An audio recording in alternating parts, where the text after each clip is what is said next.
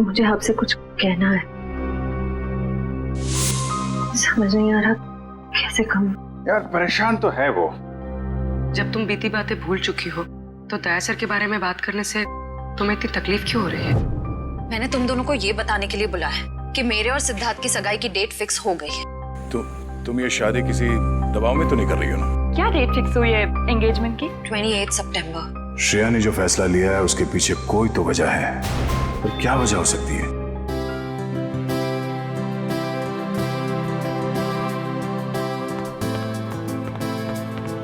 लीजिए पापा आपकी कॉफी।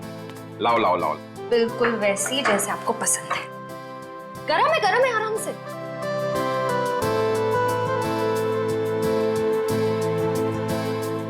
वाओ, मेरी बेटी जैसी कॉफी इस दुनिया में कोई नहीं बना सकता। वो तो है, लेकिन एक जमाने में मैं भी बहुत टेस्टी कॉफी बनाया करती थी। तुम हो ही इतनी टेस्टी। मेरा मतलब है तुम आज भी उतनी टेस्टी कॉफी बनाती हो। आप भी ना बेटी के सामने कुछ भी बोल रहे हो। क्यों, क्या हुआ? श्रेया बेटा, तुम्हें कोई प्रॉब्लम है? नहीं पापा, मुझे कोई प्रॉब्लम नहीं है। ये देखो। ना आप खाइए, मैं देखती हूँ।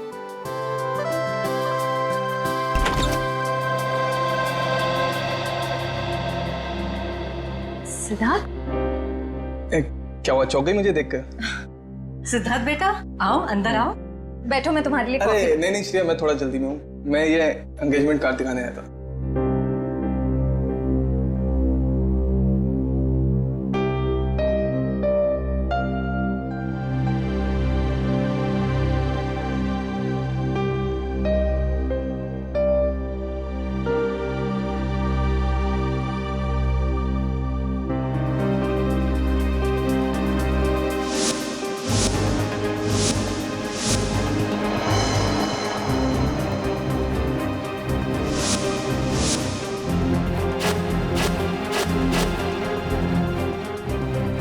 कैसा लगा डिजाइन?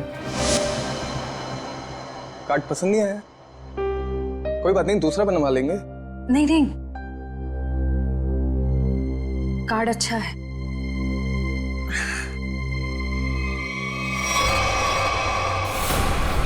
चल चल चल चल चल चल चल चल, हम लोग इस बंगले छुप जाते हैं। अरे जैसा भी नहीं, यहाँ पर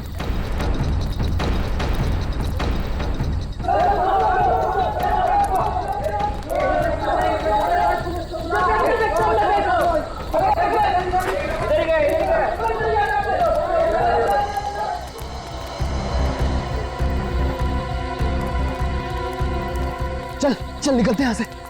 अरे रुक रुक रुक, हम लोग सारा सोना यहीं पे गाड़ देते हैं जमीन में। अबे तेरा दिमाग खराब हो गया है? मोहल्ले के लोगों ने हमारा चेहरा देख लिया है, और अगर कल हम यहाँ दोबारा आए तो यहाँ पकड़े जाएंगे, खतरे में पड़ जाएंगे। हम लोग सोना लेकर बाहर नहीं जा सकते हैं, सारे लोग घूम रहे हैं। और तू खतरों से कब से डरने लगा? खतरों से नहीं, तेरी बेवकूफियों से डर रहा हूँ। देखना एक दिन तेरी सारी बेवकूफियां हमें ले डूबेंगी, समझा? तू बेवकूफ किसे बोला? हाँ, सारा प्लान मैंने बनाया है। सारा प्लान तूने बनाया, इसका मतलब ये नहीं कि जेल भेजने का प्लान भी तू बनाएगा, समझो? जरूरी नहीं है मैं तेरा सारा बात मानूं, समझा? सोना यहीं गाड़ेंगे, यहीं। अच्छा, गाड़ के दिखा। अच्छा,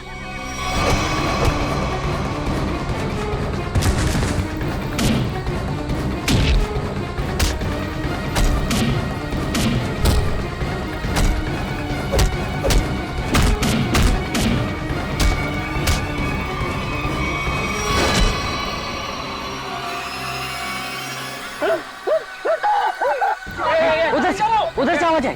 चल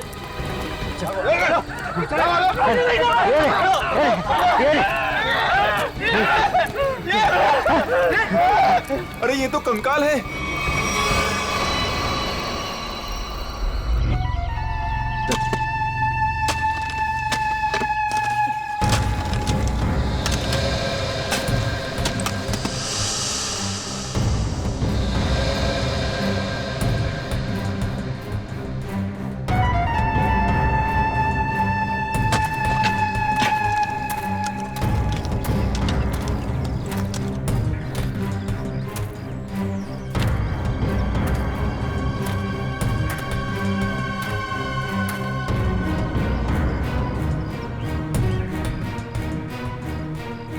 कैसा दिमाग होता है इन मुजरिमों का। खून करके मन नहीं भरा तो डिजाइन बना दी हड्डियों की। सचिन, तुम दोनों एक काम करो, घर के अंदर से अच्छी तरह से तलाशी ले देखो कुछ ना कुछ मिलता है क्या। बॉस ये देखो, उस सिर पे रहने ये डिजाइन हाथ और पैर की हड्डियों से बना है। ये देखो, ये पैर की हड्डी और ये हाथ की हड्डी। टांगों की हड्डियां अलग अलग लोगों की है? हाँ तारिका, अलग अलग इंसानों की है। बस मुझे लगता है कम से कम 2 लोगों का तो खून हुआ है यहाँ पर। सर। हाँ विक्रम। सर ये बाकी की हड्डियां मिल गई है, इन्हें यहाँ पे दफना के रखा गया था। एक एक हड्डी संभाल के उठाओ, हैं? एक एक हड्डी। तू जरा देखो, घर के अंदर कहीं खून के निशान मिलते हैं क्या?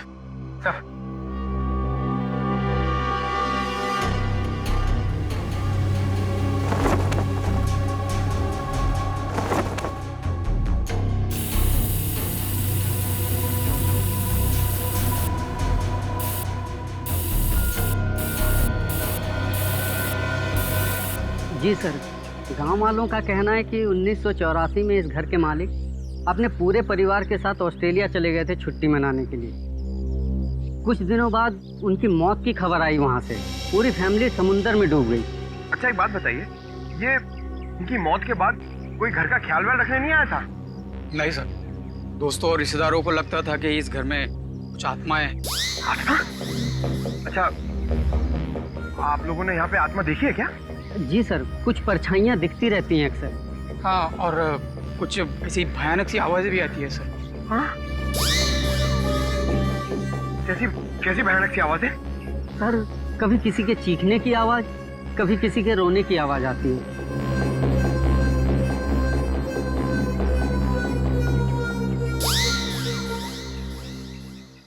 सड़के, इन सारी हड्डियों को देखकर लगता है कि खून एक आदमी का हुआ है और एक औरत का भी।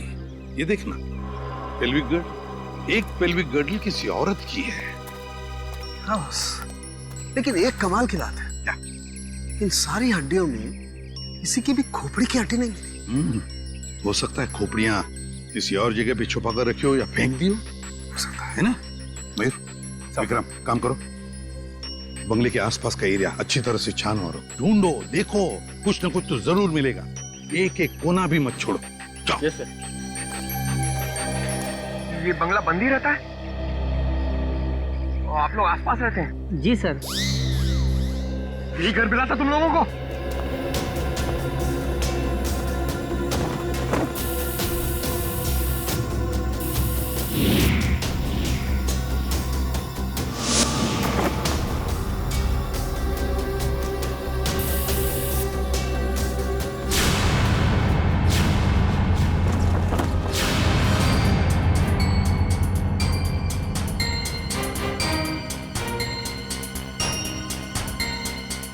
सूखा हुआ खून।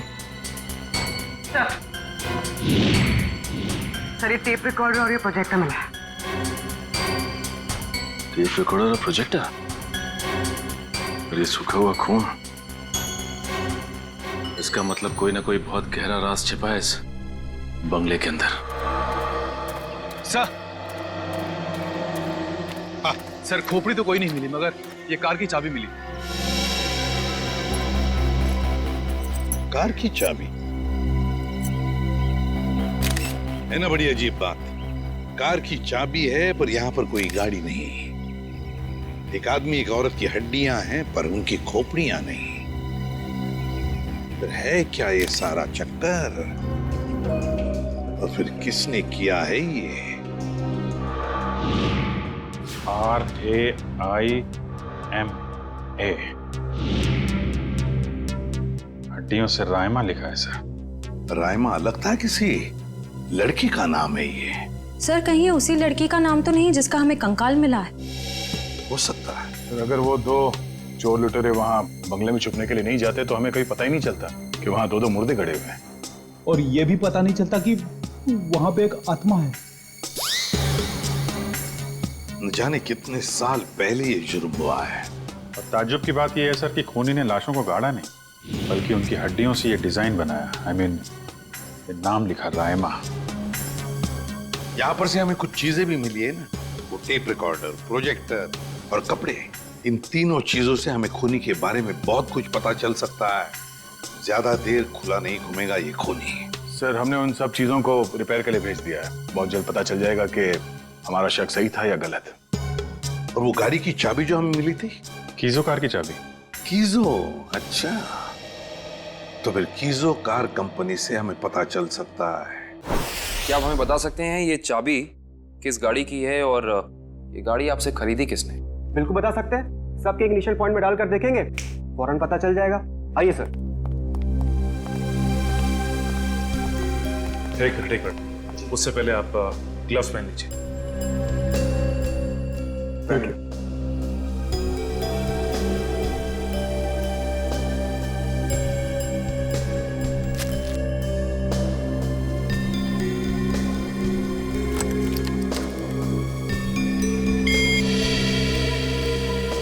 नहीं सर।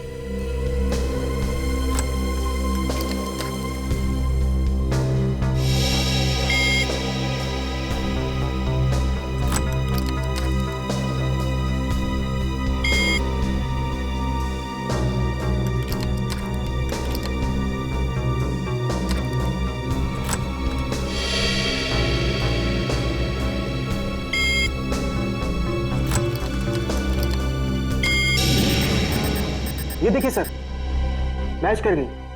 सर ये 2009 की कीजो एफएक्स मॉडल है और हमने इसे मरवाना बंद कर दिया है। कीजो एफएक्स 2009 मॉडल। आपके किसी कस्टमर ने कोई रिक्वेस्ट की थी ऐसी चाबी की डुप्लीकेट चाबी बनवाने की? ये पता करने में तो बहुत वक्त लग जाएगा। तो ठीक है, आप पता कीजिए। तब तक हम ये पता करते हैं कि 2009 के कीजो एफएक्स मॉडल की कितनी गाड़ियां चोरी हुई थी। मिलिंद जी। जी सर। कुछ हो रहा है कि नहीं? सर मैं कोशिश तो कर रहा हूं सर।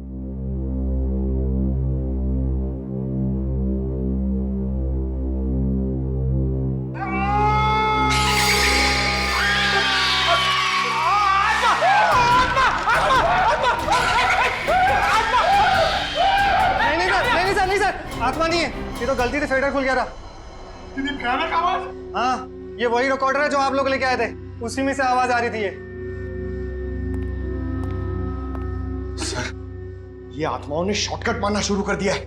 ये अपनी आवाज यूज नहीं करती हैं, इस टेप रिकॉर्डर में आवाज डाल के यूज करती हैं। पंकज, ऐसा भी हो सकता है कि वहां पे कोई आत्मा हो ही ना, कोई इंसान ही ये सब खेल खेल रहा हो। मिलिंद जी। जी सर। आपको इस प्रोजेक्टर से क्या फुटेज मिला? हाँ सर, एक मिनट। हेलो रचना, तुम नीचे खड़ी हो? ओके, तुम वहीं रुको, मैं आता हूं। सर सॉरी सर, मुझे किसी काम की वजह से नीचे जाना पड़ रहा है। आप लोग ये रिमोट लीजिए ना, आप लोग फुटेज देखिए, पर सर जरा ध्यान से। ध्यान से क्यों? क्योंकि सर ये फुटेज कमजोर दिल वालों के लिए नहीं है।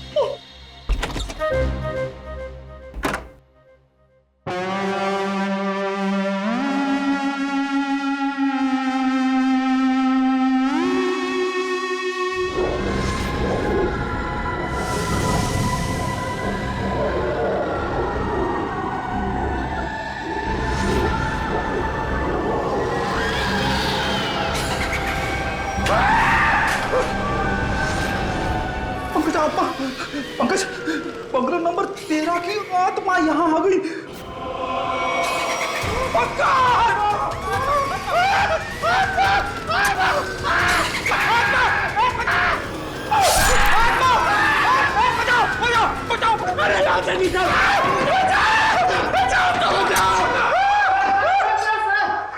मैंने तो पहले कहा था सर, ये फुटेज कमजोर दिल वालों के लिए नहीं है।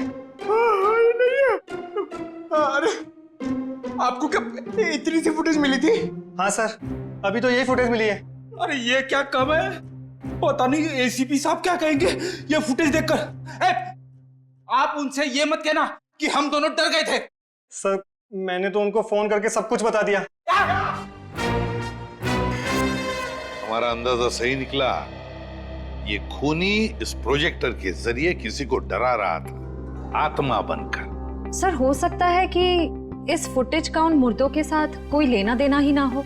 I mean, लोगों में ये अफवाह फैली है कि इस बंगले में आत्मा है, तो हो सकता है कि ये पूरी फुटेज किसी ने किसी के साथ मजाक करने के लिए बनाई हो। नहीं श्रेया, नहीं, इन दोनों चीजों का जरूर एक दूसरे से कोई ना कोई संबंध है। ये डरावनी फुटेज उस खूनी के विकृत दिमाग में से ही निकली है। हाँ सर, किसी को डराने या मजाक करने के लिए कोई इतनी मेहनत नहीं करेगा। फुटेज में ये जो आत्मा है, इसे प्रोफेशनल तरीके से फिल्माया गया है, स्पेशल इफेक्ट्स के साथ, जैसे फिल्मों वगैरह में होता है। और इस फुटेज को देख के लगता है सर कि खूनी को स्पेशल इफेक्ट्स का काफी ज्ञान है, या फिर हो सकता है उसने ये फुटेज किसी स्पेशल इफेक्ट स्टूडियो में बनवाई है। हाँ, बिल्कुल सही, ऐसा ही हो सकता है। तो शहर में जितने भी स्पेशल इफेक्ट्स के स्टूडियोज हैं, सब में जाकर के पता लगाना पड़ेगा। आइए सर, ये बलविंदर है, वो गाड़ी की चाबी इन्हीं की थी। क्या बात है सर, मुझे यहाँ क्यों बुलाया गया है? हमें आपकी गाड़ी की चाबी मिली है। कहाँ से सर? उन्नति नगर, बंगला नंबर 13। ये एड्रेस कुछ जाना पहचाना लग रहा?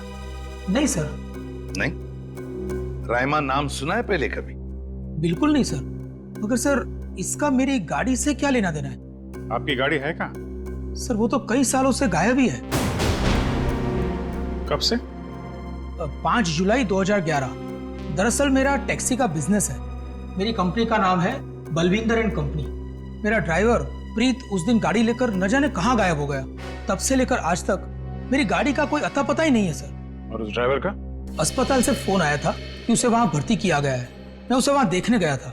उसकी हालत बहुत खराब थी सर। आग लगने की वजह से उसका थोड़ा शरीर जल गया था। रहता कहाँ ये तुम्हारा ड्राइवर? सर आजकल वो मानसिक चिकित्सालय में है। सर वो बहुत गहरे सदमे में है। मानसिक चिकित्सालय? कौन से हॉस्पिटल में है वो?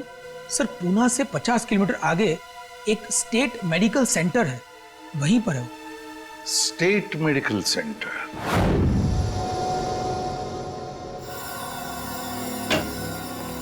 हाँ तारिका जी, कुछ बात बनी? सर चेक कर रहे हैं ना, कुछ ना कुछ तो पता चल ही जाएगा। भाई साहब, मैं दिखाई नहीं दिया आपको? दिखाई? अरे सर, आप तो सपने में भी दिखाई देते हैं। हाँ सर, आज सुबह ही सपना देख रहा था। जैसे ही मैं फॉरेंसिक लैब में आता हूँ, आप इस केस के बारे में कुछ ऐसी बातें बताते हैं कि शाम तक खूनी पकड़ा गया। विजीत, तुमने सपना देखा? जी सर। और सपने में मुझे देखा? जी सर। तुमने सपने में तारिका जी को देखा होगा। जी सर।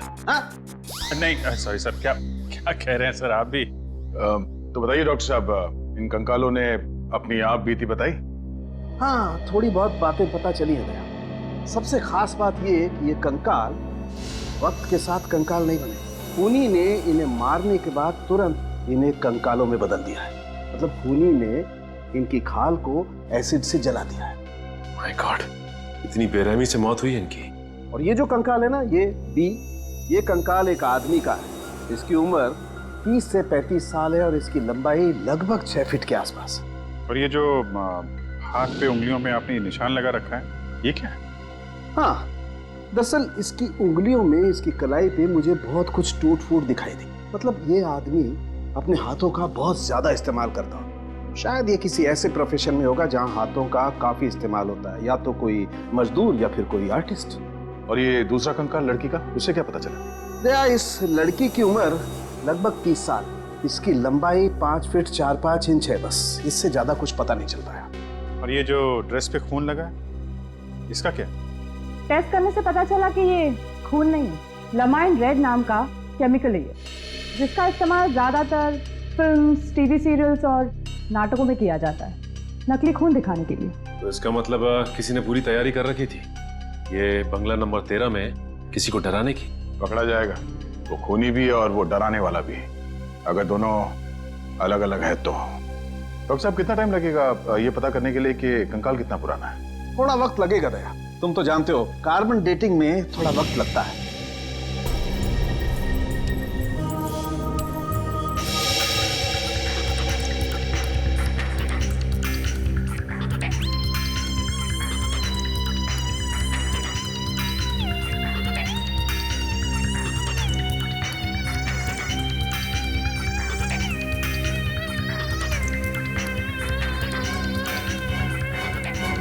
गुड। अब गणित शुरू हो गई है। अब पता लग जाएगा दरअसल इन लोगों की मौत कब हुई थी। सर मुझे लगता है इन दोनों को एक साथ ही मारा होगा।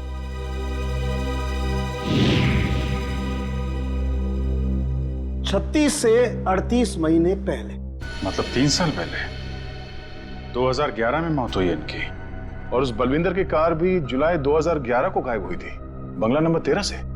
सर अब तक तो खूनी शहर छोड़ के भागा होगा, उसे ढूंढेंगे कैसे?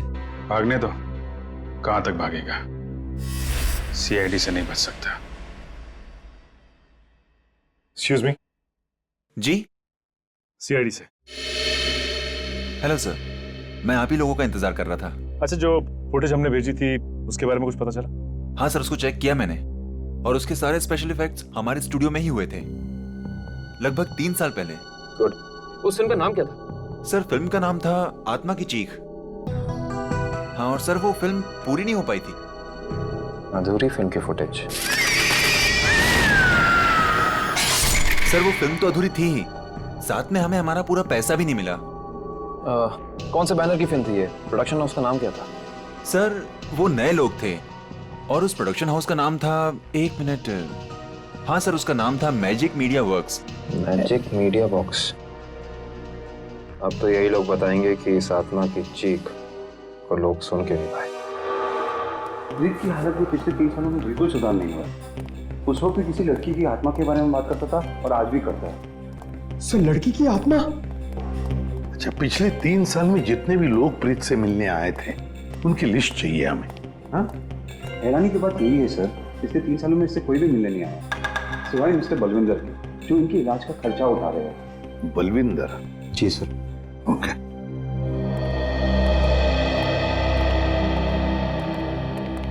प्रीत, ये सीआईडी ऑफिसर्स है, ये तुमसे कुछ बात करना चाहते हैं। सीआईडी? ये सीआईडी क्या होता है? सीआईडी का मतलब है दोस्त। और प्रीत, दोस्त किसे कहते हैं? जो अपना सुख दुख दूसरे दोस्त के साथ बांटता है ना? और हम सब तुम्हारे दोस्त हैं, तो अब तुम हमसे तुम्हारे सुख दुख बांटोगे ना? ठीक है दोस्त।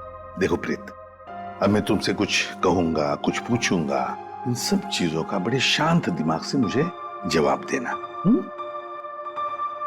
याद करो, जुलाई महीना 2011, तुम उस रात बंगला नंबर 13 में गए थे 2 लोगों को लेकर। हाँ, 2011 बंगला नंबर 13। बंगला नंबर 13, क्या हुआ था वहां पर? तुम लोग मेरे दोस्त नहीं हो, तुम लोग मेरे दोस्त नहीं हो। राइमा ने भेजा है ना तुम लोग को मुझे मारने के लिए? राइमा ने भेजा है ना? नहीं, राइमा ने नहीं भेजा है। हम लोग दोस्त हैं तुम्हारे। हाँ पक्का? बिल्कुल पक्का, राइमा ने नहीं भेजा है हमें। अब बताओ क्या हुआ था उस रात उस बंगले में, है? बंगला नंबर 13। एक आदमी और औरत ने पैसे दिए थे मुझे उन्हें वहां ले जाने के लिए। ये क्या? राइमा चीख रही है, राइमा चीख रही है, मुझे मार देगी, मुझसे बदला लेना चाहती है। राइमा तुम्हारे पीछे है। ये बात करने की स्थिति में नहीं है अभी। आई एम सॉरी डॉक्टर साहब, 2 मिनट और। सॉरी, मैं आपके केस के लिए मैं अपने पेशेंट की जान खतरे में नहीं डाल सकता। Please cooperate. ठीक है। मुझे मार देगी, मुझसे बदला लेना चाहती है। अभिजीत, एक बात तो पक्की है कि उस रात प्रीत बंगला नंबर 13 में एक आदमी और एक औरत को लेकर गया था, और हमें जो कंकाल मिले हो शायद उसी आदमी और उस औरत के हो। हाँ सर, ये आत्मा वाला ड्रामा करके उनको डराया, मार डाला, फिर सर अलग कर दिया ताकि पहचान ना हो सके। सर ये प्रीत बार बार राइमा आ रही है ऐसा क्यों बोल रहा है? कहीं राइमा जिंदा तो नहीं? इस बात का तो पता लगाना ही पड़ेगा कि प्रीत की बातों में कितनी सच्चाई है और कितना भ्रम। लेकिन एक बात तो पक्की है, इस राइमा का इस केस के साथ कोई ना कोई संबंध जरूर है। इस राइमा की कुंडली निकालो। राइमा।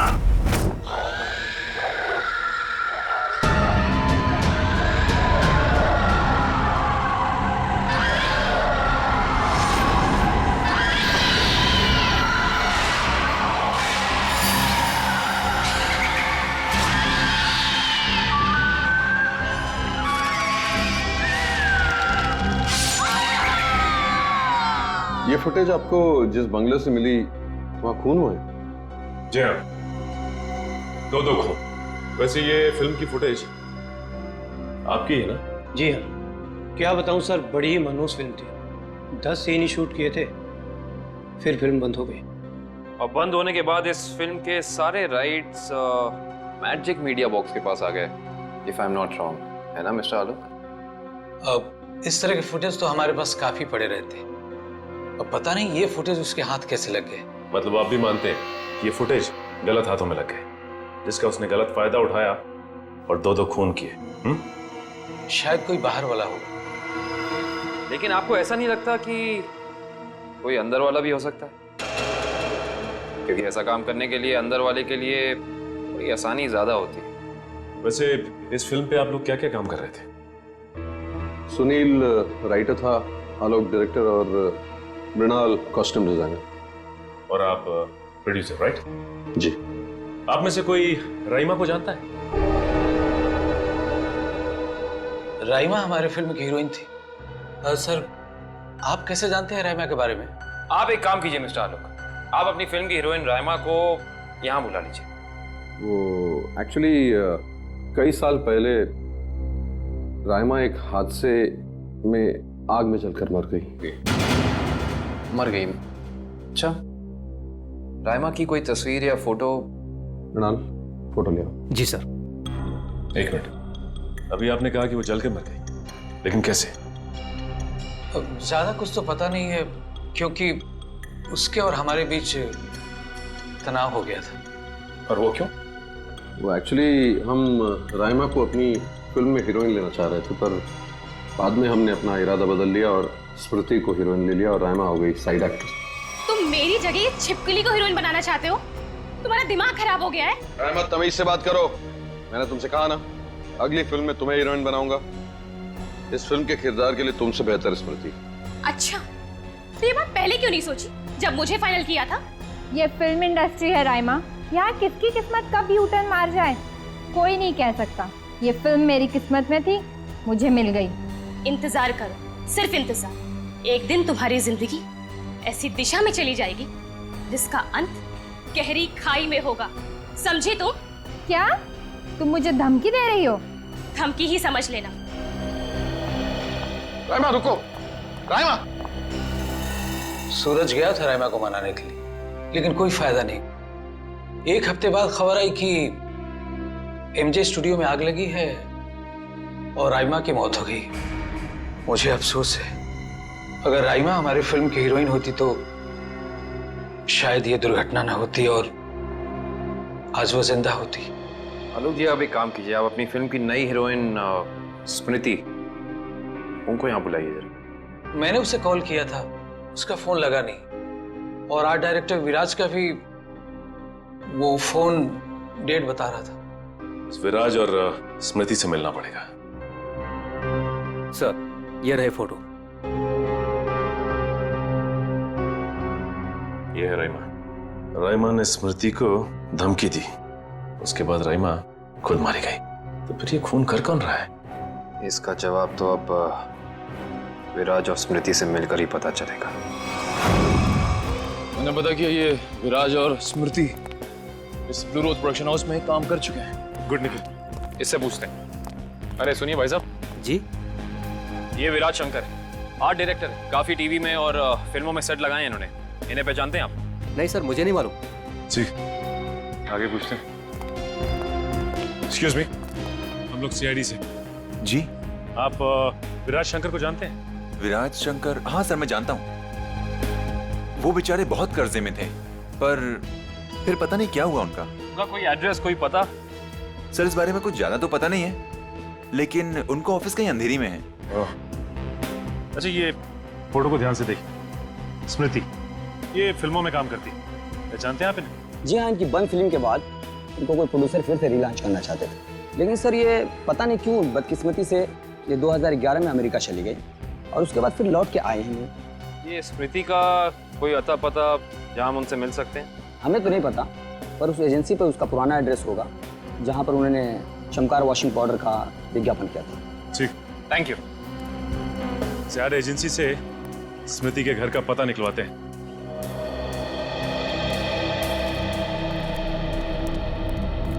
पुलिस की रिपोर्ट के हिसाब से राइमा इसी एमजे स्टूडियो में जलकर मरी है। पता नहीं काबिल, लेकिन ये बात इतनी सीधी है नहीं जितनी की लग रही है। जैसा कि फाइल में लिखा हुआ है कि स्टूडियो में आग लगी रात के 2 बजे। ये राइमा स्टूडियो में 2 बजे करने क्या आई होगी, जबकि यहाँ शूटिंग भी नहीं चल रही थी। सही कह रहे हो सचिन, लेकिन एक बात है जो मेरे दिमाग से निकल नहीं रही है, वो ये कि यहाँ रात 2 बजे आग लगी तो सुबह 5 बजे तक किसी को पता क्यों नहीं चला? और रिपोर्ट के हिसाब से यहाँ आग 5 बजे लगी। जिन पुलिस वालों ने इस केस की तहकीकात की थी उन्होंने जरूर कुछ गड़बड़ की है, तभी तो केस के 2 महीने के बाद उनका ट्रांसफर यानी कि तबादला हो गया था। हो सकता है निखिल, लेकिन उससे ज्यादा अहम बात यह है कि रिपोर्ट के हिसाब से यहाँ राइमा की एक हड्डी तक नहीं मिली।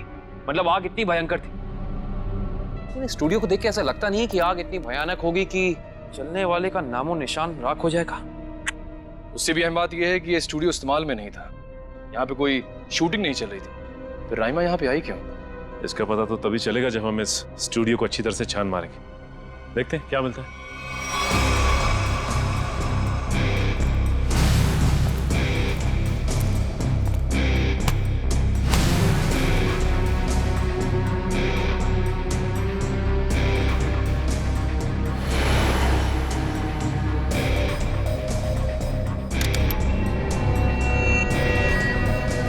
ये देखो, जली हुई गन।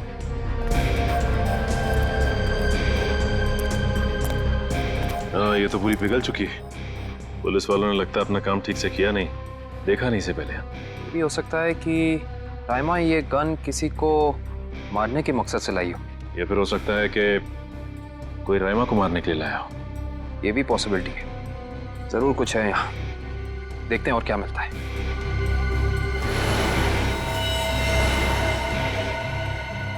सर, कंकाल। 1 मिनट, देखिए जरा संभाल संभाल। करण, शीट ला।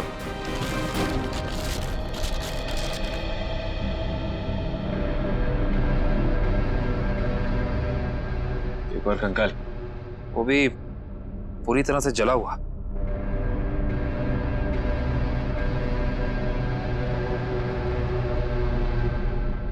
बॉस, इसकी पेल्विक गर्डल से पता लगता है कि ये कंकाल किसी लड़की का है। सर, कहीं ये कंकाल राइमा का तो नहीं है?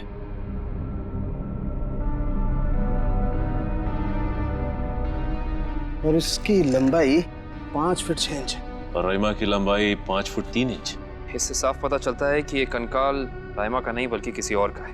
केस सुलझने की बजाय और उलझता चला जा रहा है। एक बात और, हम लोगों को यहाँ जली हुई गन जरूर मिली है, लेकिन इस लड़की की मौत गोली लगने की वजह से नहीं, इस लड़की की मौत जलने की वजह से ही हुई है। देखो, ढूंढो और कुछ मिलता है क्या।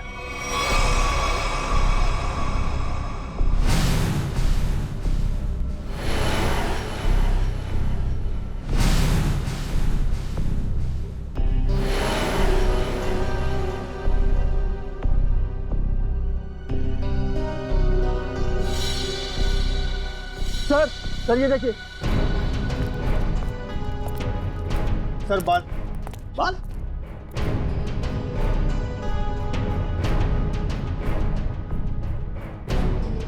ओह सर, ये तो किसी लड़की का बाल लगता है, या तो मरने वाली का या फिर राइमा का।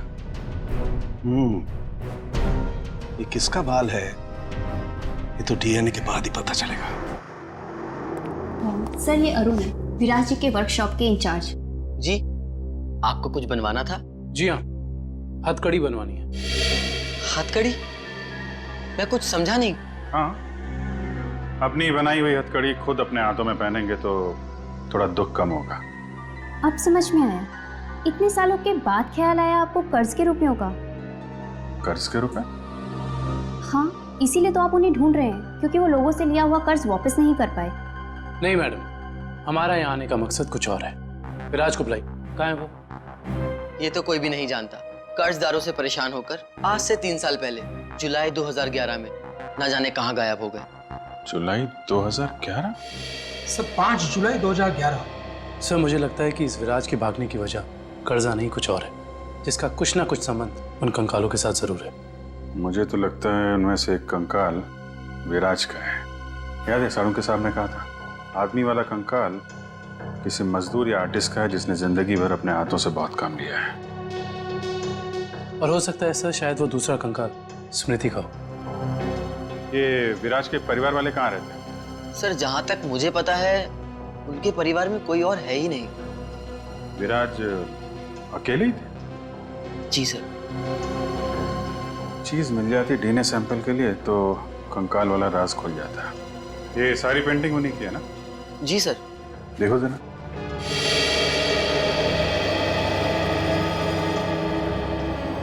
सर थंबप्रिंट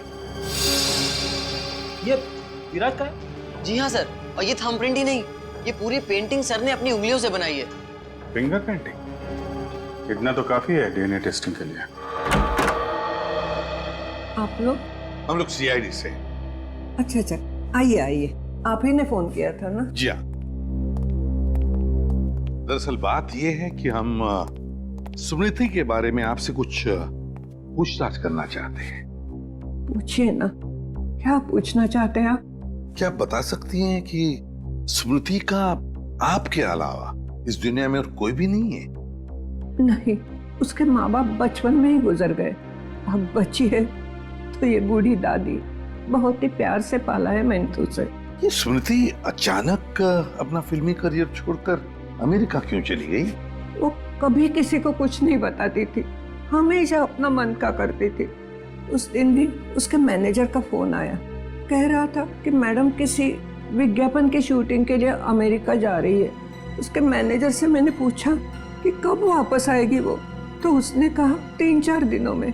लेकिन पूरे 3 साल हो गए, अब तक उसका कुछ पता नहीं, कुछ पता नहीं। कब की बात है ये, कुछ याद है आपको? कैसे भूल सकती हूँ, 5 जुलाई 2011। सर वो कंकाल भी 3 साल पुराना है सर, कहीं वो? सर कम से कम इतना तो पता कर दो, मेरी बच्ची के साथ हुआ क्या? नहीं वो इस दुनिया में है भी या नहीं? जब तक इस राज का बोझ मेरे दिल पर रहेगा, मैं इतना चैन से जी पाऊंगी, न मर पाऊंगी। देखिए, मैं आपसे वादा करता हूं कि सच क्या है इसका हम पता लगा लेंगे।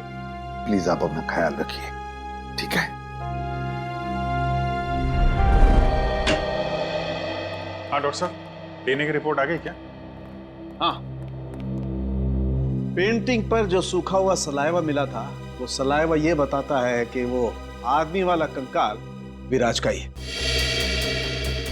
और हमने स्मृति की दादी का भी डीएनए टेस्ट करवाया, जिससे पक्का हो गया कि बंगलो नंबर 13 में जो कंकाल मिला था वो स्मृति का है। इसका अंदाजा तो हमें हो ही गया था। अब इस केस में हमें आगे ले जाएगा ये तीसरा कंकाल जो एमजे स्टूडियो में जला हुआ मिला था। इस कंकाल से कुछ पता चला? हाँ, इस जली हुई लड़की का कंकाल विराज के कंकाल और स्मृति के कंकाल दोनों से ज्यादा पुराना है। और ऐसा लगता है कि इस लड़की को सिगरेट पीने और तंबाकू खाने की बुरी आदत थी, क्योंकि इसके जबड़ों से हमें तंबाकू के अंश मिले। और वो बाल इसी जली हुई लड़की के हैं? नहीं, वो बाल ना तो इस जली हुई लड़की का है, ना ही स्मृति का है। सर कहीं ये बाल रायमा का तो नहीं है? सर इस केस की सुई घूम फिर के रायमा पर आकर अटक गई।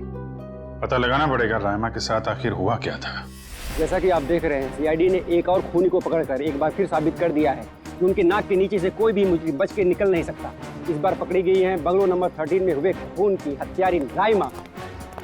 एक मिनट प्लीज। सर क्या ये बात सच है कि आप एक बाल के जरिए रायमा तक पहुंच गए? देखिए, इस वक्त हम आपके सवालों का जवाब नहीं दे सकते। जल्दी जब हम प्रेस कॉन्फ्रेंस लेंगे तब आपको सब बता देंगे। ओके, ठीक है? चलिए हटिए, अब जाने दीजिए। चलो हटिए। रायमा जी, आपने उन मासूम लोगों को क्यों मारा? क्या वजह थी इसके पीछे? रायमा जी, रायमा जी, प्लीज पीछे हटिए, प्लीज। रायमा जी,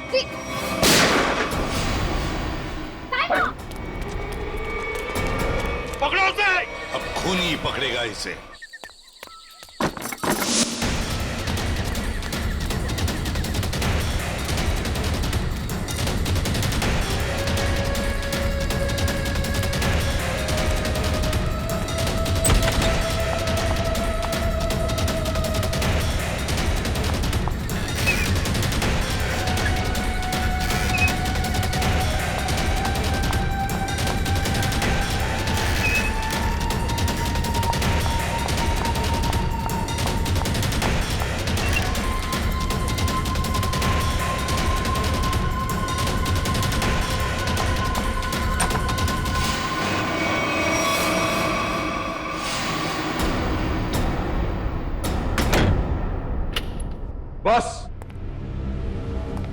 बहुत हो गया, अब कुछ नहीं हो सकता। बाहर आ जाओ।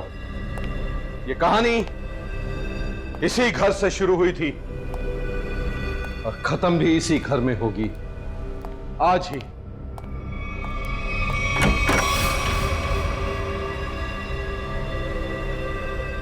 छुपने का कोई फायदा नहीं, बाहर आ जाओ।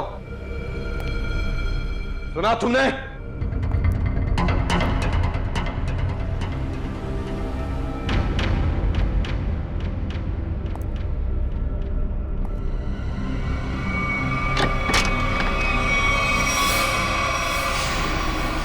बहुत हो गया नकली रायमा बनने का नाटक। पर come on move.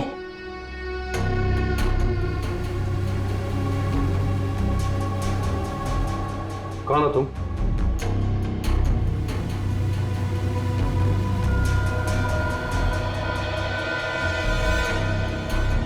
CID officer पूर्वी। सीआईडी?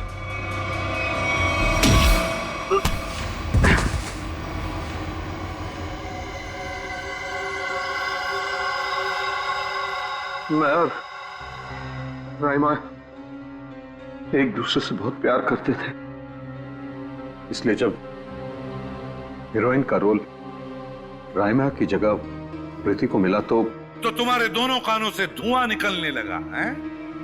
हाँ, हम स्मृति को सबक सिखाना चाहते थे, इसलिए हमने उसके अतीत के बारे में रिसर्च शुरू की।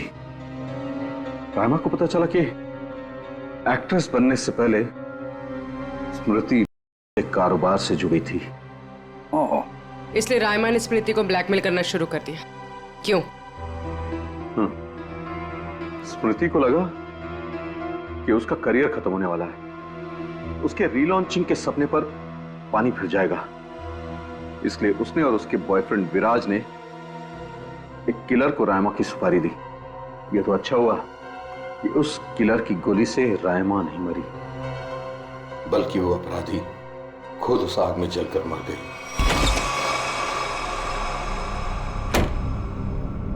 विराज, स्मृति, कहाँ हो तुम दोनों?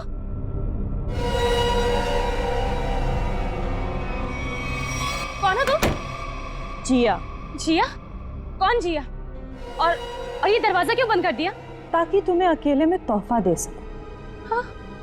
स्मृति और विराज को ब्लैकमेल करने का तोहफा। हाँ? और क्या कर रही हो तुम? सुना है आग से जलकर मरने में बहुत दर्द होता है। आग? छोड़ दो मुझे, प्लीज, गोली मत चलाना। मौत से बचकर कहाँ भाग रही हो? मौत से तो आज तक कोई नहीं बच पाया। छोड़ दो मुझे, प्लीज छोड़ दो मुझे, गोली मत चलाना, प्लीज छोड़ दो मुझे, छोड़ दो मुझे। कोई आखिरी ख्वाहिश?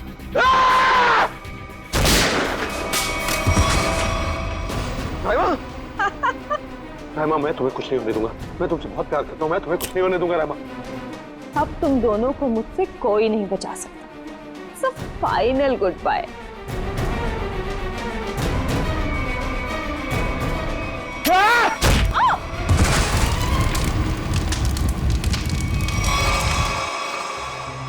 और रहीमा, उसका क्या हुआ? जिंदा लाश बन गई वो। तब मैंने ठान लिया, अब मेरी जिंदगी का सिर्फ एक ही मकसद होगा, स्मृति और विराज की बर्बादी। मैंने उन्हें यकीन दिला दिया कि रायमा जिंदा है, इसलिए वो लोग यहां आए, उस ड्राइवर को लेके जिसने एमजे स्टूडियो में आग लगाई थी। और फिर तुमने उन्हें डराना शुरू कर दिया, उनके दिमाग में यह भ्रम पैदा कर दिया कि यहां पर रायमा की आत्मा अभी भी है जो उनसे बदला लेना चाहती है। हाँ, और फिर उन्हें मार डाला और उनका सिर काट के अपने साथ ले गए, ताकि अगर कभी उनकी लाश मिलती भी है तो उन्हें कोई पहचान ना सके। बेवकूफ हो तुम, बेवकूफ। अगर कानून की मदद लेते तो उन दोनों को वैसे ही सजा होती, मगर नहीं, तुमने कानून को अपने हाथों में लिया, उन दोनों को बेरहमी से मार डाला। और रायमा, उसका क्या? कभी सोचा तुमने? बेचारी की जिंदगी का फैसला तो अब कानून करेगा, लेकिन तुम्हारा फैसला तो हो ही गया, समझ लो। तुम्हें तो फांसी होगी, फांसी। Good morning. Hi. Good morning. अरे ये क्या लेके आई हो? सर ये आप सबके लिए मिठाई है और मेरी एंगेजमेंट के इनविटेशन कार्ड्स हैं।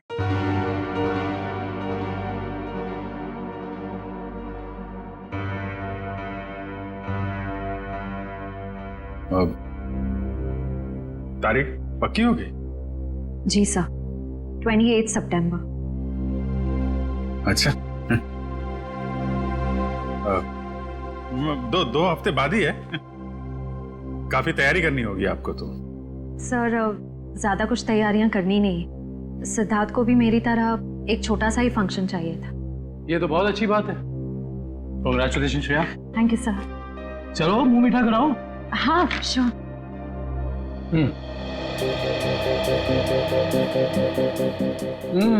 ये लड्डू तो बहुत अच्छे हैं। ओह सर, आप लोग भी लीजिए ना। हाँ थैंक यू सर।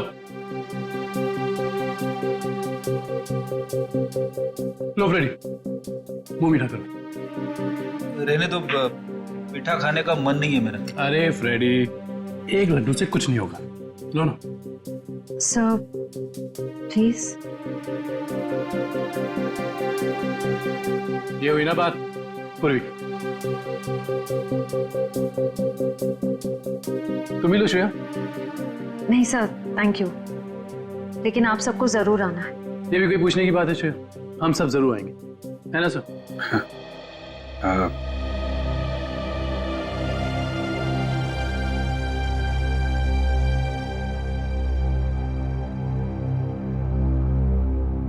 सर आप आएंगे ना?